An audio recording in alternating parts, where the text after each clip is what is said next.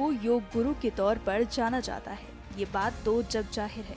ऐसे में अब योग की संस्कृति को जिंदा रखने के लिए मध्य प्रदेश में नई पहल की गई है, जहां नींव यानी स्कूली बच्चों से ही इसकी शुरुआत की जा रही है, जिससे जैसे जैसे वो बच्चे बड़े हों, योग की संस्कृति उनमें रच बस जाए। इसके साथ ही उनका शरीर भी स्वस्थ रहे।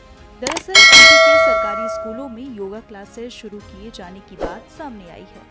हालांकि इन क्लासेस को शुरू करने का फैसला मदरसों के लिए स्वैच्छिक है, लेकिन इस पर भी राजनीतिक बयानबाजी शुरू हो गई है, जिसमें विपक्ष का कहना है कि अगर मदरसों में पढ़ने वाले बच्चों को सूर्य नमस्कार और प्राणायाम से आपत्ति होती है तो इसे संशोधित कर लागू किया जाना चाहिए।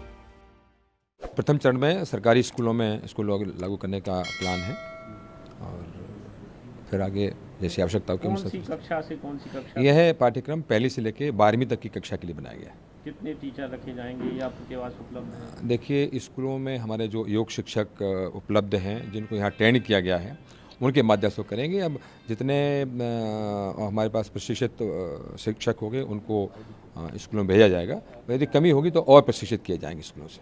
सर, मदरसों के लिए भी कंपलसरी नहीं है, स्वैच्छिक रहेगा।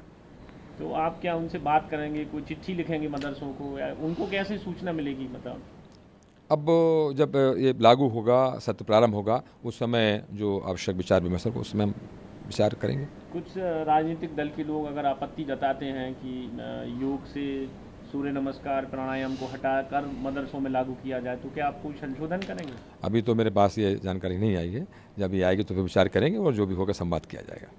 कांग्रेस प्रवक्ता अब्बास हफीज ने इस पर कुछ यूं प्रतिक्रिया दी, जाने उन्होंने क्या कहा।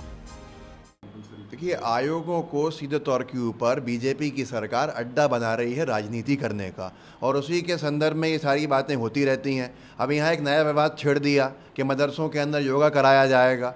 अब अगर इसको अनिवार्य किया जा रहा है तो क्या सरकार की मंशा है अनिवार्य करने की?